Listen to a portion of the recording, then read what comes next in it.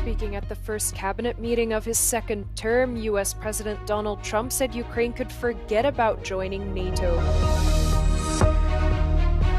Former presidential election candidate Calin Georgescu has been detained and indicted on 6 counts. Low-carbon competitive businesses. This is what the European Commission wants to create with its new Clean Industry Pact. A top court sentenced Bosnian Serb leader Milorad Dodik to a year in prison and barred him from politics for 6 years. Speaking at the first cabinet meeting of his second term, US President Donald Trump said Ukraine could forget about joining NATO. His statement comes as he prepares to host the Ukrainian President Volodymyr Zelensky at the White House on Friday. The pair have agreed on a minerals deal in return for continued US support. I can tell you that NATO you can forget about. I think that's probably the reason the whole thing started. However, Trump declined to go into detail what concessions he would ask Russia and Ukraine to make. The US president also briefly invited billionaire Elon Musk to speak at the meeting. Musk is not a member cabinet but has a leading role in the Department of Government Efficiency. The tech mogul warned that the US would go bankrupt without spending cuts. That's the reason I'm here, and taking a lot of flack, and getting a lot of death threats, by the way. I mean, I'd like to stack them up, you know. But if we don't do this, America will go bankrupt. And following the meeting, a question and answer session with reporters took place where Trump took the opportunity to attack Europe. The US president claimed the European Union was formed to screw the United States and vowed to impose stiff tariffs of up to 25%. Former presidential election candidate Calin Georgescu has been detained after he was stopped in traffic and taken to the General Prosecutor's office for questioning. The ultra-nationalist politician was indicted on 6 counts. These include anti-constitutional acts and misreporting his finances. The charges also revolve around his support for sympathizers of the Iron Guard, a pre-World War II fascist and anti-Semitic movement and political party.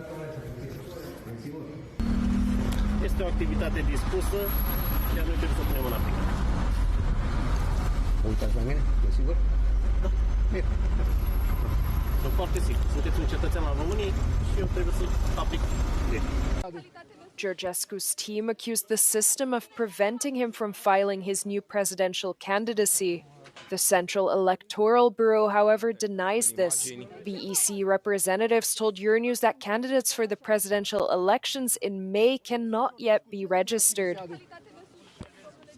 The criminal charges brought against Calin Georgescu have left Romania's society stunned, with a huge emotional response coming both from his opponents and his supporters, and at the same time underlying just how polarized Romania's society is right now around this subject. We've seen protests right here in front of the General Prosecutor's office. We've seen over 100 people gathered in here, though it is worth noting that there are no official estimates as far as the number of protesters goes, so all we can just rely on is the footage we've managed to film from a height. Now we're looking at what political leaders are saying about all of this. We've seen the mainstream political leaders make a call for calm and also underlying the independence of the Romanian judicial system. They are insisting to let the investigation run its course, but it is also worth noting that some other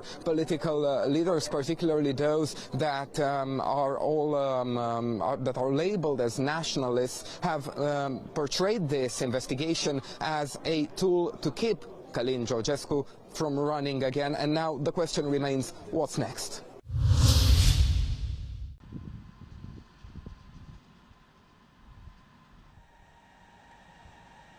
The European Union must become the world's #1 destination for green technologies. This is one of the stated aims of the Clean Industry Pact, presented on Wednesday by the European Commission.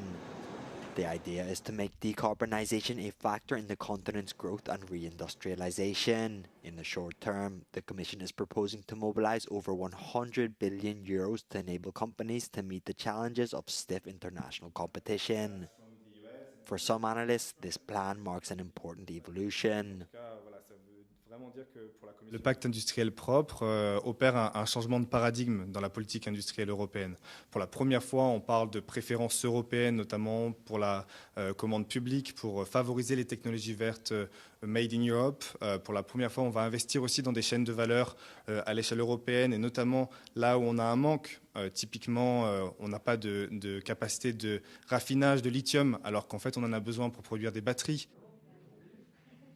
The Commission wants to offer companies predictability. The aim is to reduce energy costs for industry and households and accelerate the electrification of the economy. It also wants to secure access to critical raw materials and proposes the introduction of group purchasing. According to Clean Tech for Europe, which represents some 20 green companies, this pact is a step in the right direction. I think it is instilling a dose of important pragmatism in the Green Deal, acknowledging that private business will have to do this and implement this and transform our economy.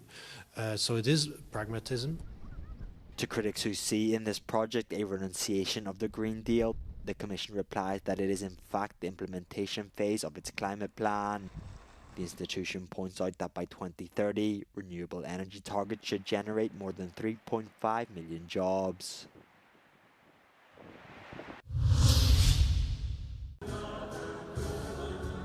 Bosnia's state-level court reached a verdict against Bosnian Serb leader Milorad Dodik, sentencing him to 1 year in prison and barring him from politics for 6 years. Dodik, who serves as president of the Serb-majority region within the country, was found guilty of criminal conduct after defying the decisions of an international peace envoy sent to the nation. Imao sam 2 telefonska poziva. Jedan I prvi je bio od Aleksandra Vučića. Da me podrži I kaže da stoji iza Republike Srpske I iza nas. Zato vas molimo jedan zaista uzvik. Živio Aleksandar Vučić! Hvala. Drugi poziv je bio od moga prijatelja Orbana, koji mi isto tako rekao. Dodik pushed through 2 laws adopted by the Serb-majority region's parliament related to preventing the implementation of state-level constitutional court rulings. The ruling follows more than a year of judicial proceedings in which Dodik and Miloš Lukic, director of official Gazette of Republika Srpska, were prosecuted for failing to implement decisions issued by the High Representative in Bosnia and Herzegovina, Christian Schmidt. Lukic in this process has been acquitted of all charges. As this is a first instance ruling, both defendants had the right to appeal. Belmina Čorbić, Euronews, Sarajevo. The President of the European Council, Antonio Costa, has met with Hungarian Prime Minister Viktor Orbán for talks in Budapest ahead of an emergency EU summit on the 6th of March. Their meeting was aimed at gauging each other's stance on supporting Ukraine, the prospects for ending the war, and ways to strengthen Europe's defence capabilities. The Hungarian government has consistently pursued a more independent stance within the EU, particularly on matters related to Ukraine and defence policy. It's an approach that has sparked both anger and concern among other EU member states, particularly with the Hungarian Premier's backing of the recent policy shift towards Ukraine advocated by US President Donald Trump. A video conference is also set to be held by the European Council this Wednesday, giving French President Emmanuel Macron the opportunity to discuss his meeting with Trump in Washington, which was primarily focused on the peace process in Ukraine. Costa's visit to Budapest follows his talks in Warsaw with Polish Prime Minister and EU President Donald Tusk, after which he emphasised that military and financial support for Ukraine, as well as its involvement in peace building and reconstruction, remain top priorities for the European Union. There is also a consensus among member states on the need to increase defence spending, and the European Commission will present an EU plan on this matter at the upcoming summit. A country reeled by another sex abuse trial. France's largest ever child sexual abuse trial opened in Brittany this week, with 74-year-old former surgeon Joël Losquanek charged with raping or abusing 299 victims. The retired surgeon is accused of disguising the abuse he carried out, mostly in 2001, as medical acts.